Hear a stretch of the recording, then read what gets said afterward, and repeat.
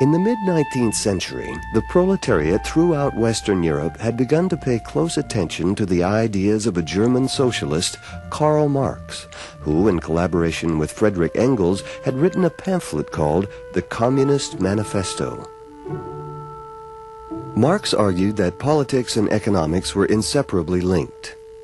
He saw the history of social change as a succession of struggles between different classes in society. For example, in medieval Europe, the nobility made laws that favored their own interests. As the merchant class or bourgeoisie gained wealth and power, its members joined together to oppose laws that held them back. When the bourgeoisie demanded a voice in government, the nobility refused to surrender any power. That was the situation in France toward the end of the 18th century, when a revolution overthrew feudalism and the bourgeoisie established a pro-capitalist parliamentary government to represent its interests. Marx predicted that the next struggle for power would take place between the triumphant bourgeoisie and the proletariat, the workers who actually produced the wealth in a capitalist system.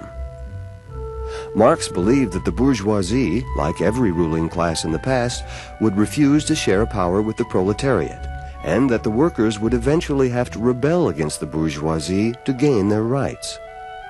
He foresaw the end of capitalism and the beginning of a new social order called socialism, in which the workers controlled the government and the economy.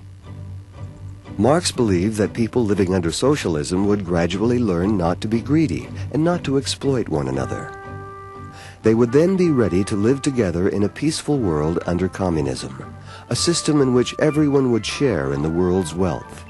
Every able-bodied person would do constructive work, and everyone would be guaranteed food, clothing, shelter, healthcare, and education. The philosophy was summed up in the words, "From each according to his ability, to each according to his needs."